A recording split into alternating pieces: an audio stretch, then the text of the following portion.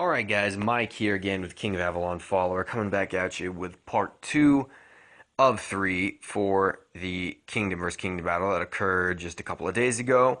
So you can see right there, I am now leaving our kingdom, we've secured our throne, it's good to go. It's, Kingdom KvK starts at 3 a.m. for me, so it's now around 10 or 11 o'clock in the morning. To invade another kingdom, it's always going to be 2,000 gold. And don't worry if it all of a sudden cancels you out and loads. That's part of it, as you can see right here. It gives me that. It makes me pay 2,000 gold to get there. Once I'm there, I can use normal advanced teleports to teleport around their map. But 2,000 gold to get into their kingdom. And then, of course, when you click to do it, it's going to go ahead and restart your game. So the first thing I do is I'm porting in with a shield, okay? A couple of people made mistakes of porting in without shields, and as soon as their Stronghold 30s, Kingdom 122's Stronghold 30s, see someone without a shield that's lower than Stronghold 26, they sprint and march at you and instantly send you straight back to your own kingdom. So porting in with a shield is a good strategy to use if that kingdom is currently occupied or undergoing war, and you're kind of porting in as reinforcements, which is what I did. So talking about different strategies, okay, I'm going to try to comment on what's going on in the video while also talking about strategies that are involved. So again, when you port into the Black Forest, okay, ultimately the whole point of porting in for KvK is to take the other kingdom's Avalon. Once you've taken it, you can tax them. Taxes are huge. You make a lot of money on taxes. Maybe I'll do a quick video on that later. But yeah, you want to take the kingdom so you can tax them. Now, the way to take the kingdom, you have to hold Avalon, the center building, okay? But you don't want to let someone else control the towers because about every 5 minutes, those towers are going to hit you for something like 1 million power. They don't kill a base number of troops. What the tower does is launch an attack that's going to kill a certain amount of power. So it's going to like drop you 1 million power out of Avalon. So if you've got a bunch of T7 troops, it's going to kill more than if you had a bunch of T10 troops, if that makes any sense. So those towers are going to fire off every 5 minutes and just drop you down, and so it'll whittle away at you. So you want to have all 4 towers. Even not having one it's tough because it'll hurt to get hit with that thing. So what happens is you've got your big players, Ant, Con, Truth, the big guys porting in, and they're not afraid to send all their troops into towers. They know they're not going to get attacked just because they've sent one march out. Anybody can look at them and see they got 100 million power. They got to have 700, 800, 900,000 troops, maybe 1 million. Truth right there, you can see his ridiculous stats, a bunch of T10s. 462,000 troops in one tower, and that's just him by himself, and that's not even, it's like not even half his force. I think he's got the other towers loaded as well. So ultimately what you're going to do is your big players port in, your smaller players, okay, your support players, the role that I'm playing, even as a Stronghold 26 with some T9s and a whole bunch of T8s, I'm a support player, okay? 36 million power, I port in, and I'm immediately reinforcing those larger players. Because these larger players are trying to load all of their troops into the towers and into Avalon, which makes their main castles weak. When you have troops in Avalon or in a tower, you cannot shield. So everybody else has to port in and shield and then reinforce that person. So somebody like Conquest, who has, 500,000 reinforcements he can take, you're going to load him up with 4 or 5 people, hopefully all T8 and higher, maybe a few T7s or a mixed march in there, but mostly all T8 and higher. That way when a Stronghold 30 decides to himself, I don't want to spend all this time attacking a tower, why don't I just attack the player who's sitting next to the tower? I'll attack him, he'll burn, he'll port back to his home kingdom, taking all his troops with him, and now the tower drops 200,000, 300,000, 400,000 troops, and I can take the tower that way. That's one strategy for attack.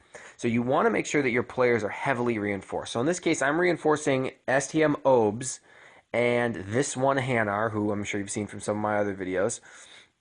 I'm enforcing STM, this one Hanar. I've got him loaded up with like 130,000 of my troops, all the T9s I have, which isn't very much, a bunch of T8s. Obes, I've sent my second march, which is still a ton of T8s. And then I've got one more march I think I send out, and it's just a kind of a smaller one with some T7/mixed marches. But ultimately, hey, every little bit helps, so I pick somebody and cap them, fill them up the rest of the way. And we're just playing the waiting game. We bounced back and forth, like they'd take a tower, we'd take a tower, we'd take Avalon, they'd take Avalon, putting no more than just a couple troops in there at a time. Because again, at this point, the Kingdom versus Kingdom has been going on for like 10 to 12 hours. Okay, people are tired. Conquest has gone offline. A few players have had to go offline for this, that, or the other. I slept at one point for a few hours before this, came back online. And this Kingdom versus Kingdom battle actually ended up being 22 hours straight before we finally secured their kingdom. And that's not even the longest I've heard. I've heard of some Kingdom versus Kingdom battles going on for days in a row before it finally ends. You have to hold that tower for 8 hours, excuse me, Avalon for 8 hours for it to end. Somebody does. So you can see right here, this stronghold level 31 was killing some of these little lower level things that have been placed, or he's not a 31. Stronghold 30 was killing some of these lower level castles that have been placed in here by Kingdom 46. This one, Hanar, is like, I wonder if I can bait this guy into attacking me. These guys are really confident, cocky, they got a lot of money, they don't mind losing troops that much. So he cleared out those areas, we presume, to teleport in more of his own alliance. Instead, we ported over and took that spot, and Hanar ported in right there. Hanar is not a level 30, but he is not to be taken lightly. He's got very good stats, he's smart, he knows a lot about the game, and he's fully reinforced with like 450,000 troops, including my main march. So he's trying to taunt the guy and intimidate him into drawing an attack. And eventually, this Stronghold 30 does launch an attack and recalls it at the last second before it hits us, which was unfortunate because we were hoping to wipe out his main march. There's no way he would have taken out Hanar. Even not reinforced, Hanar probably would have been able to hold his own. But with 4 or 5 guys in his base, there just wasn't going to be it. Anyway, that was going to happen. So he ports in there. Again, I'm just shielded, taking up space in Avalon. The strategy we're running right now is, a bunch of our Stronghold 22 to 26 players ported in with shields, and we're reinforcing the 6 or 7 players that are strong enough not to shield and also send some troops to Avalon. So that's Hanar, Obes, Conquest, not Verking, Truth, Antoinette, Diomede, a couple of Axe to Mouth, a couple of other ones like that that are, have 50 million power or more, somewhere in that neighborhood. And so we stalemate. We just kind of sit here for a while. We don't quite have enough people online to really go for it 100%. Conquest being our main meat shield, as sad as it is to phrase it like that. He's not on. He was out doing some personal things. Right now, the attack is coming at me. So I don't know if you noticed, I'm buying the Dragon Blade now. So because there's a timer on this, it's 1,800 gold for 8 hours. Okay, I don't want to buy that thing early when I don't need it. I'm waiting until an attack is coming at me, or I'm going to attack before I invest the gold into that expiring relic right there. So that's going to boost me another, I think it's like 15% health, attack, and troop power, something like that. I can't remember what it is. But it's made for battle. So I'm going to just take every precaution to make sure I'm absolutely as strong as possible. I've got all my buffs on. And we're watching this guy's march come down towards us. He's got 351,000 possible reinforcements, multiple dragons in there, multiple T8 troops, some T9 troops, and we're just hoping, please let this thing march. He's got 72 million power. This probably, if it had landed, I'm going to guess would have dropped him 10 million in one shot, would be my guess. But you can see right there, remember that number. He's at 72 million power. Remember that, because he's not going to be at 72 million power by the end of part 3 of these videos. But essentially, he comes down. I don't know if he was just trying to intimidate us or if he really thought he could attack. I don't know what he was doing, but he recalls it. It goes back. Unfortunately, we don't get to enjoy the satisfaction of kicking his butt. He lands a little tiny baby march on us. And nine. In fact, this wasn't the one where he did recall it. But yeah, 9 troops, right? And somehow still killed 22 of ours. So I was sitting there looking at that and I was thinking, that's not a good sign. If literally it takes, half the amount of his troops to kill ours, we gotta be careful. But when you look at the battle reports, you're looking at the actual troops that you lost, and you just had some wounded ones, or he had some wounded ones. But the troops that we lost, they were level 2 troops and things like that, level 2, 3, low level troops. So it makes a little bit more sense. But yeah, he's just trying to get a feel. I mean, obviously it's a bloodbath. I'm sure he didn't even get a report from it.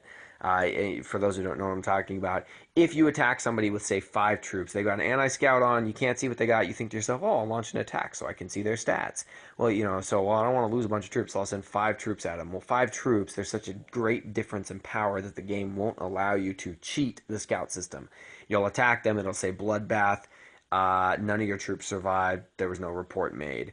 So we can look at his stats right there, as you just saw. They're pretty good.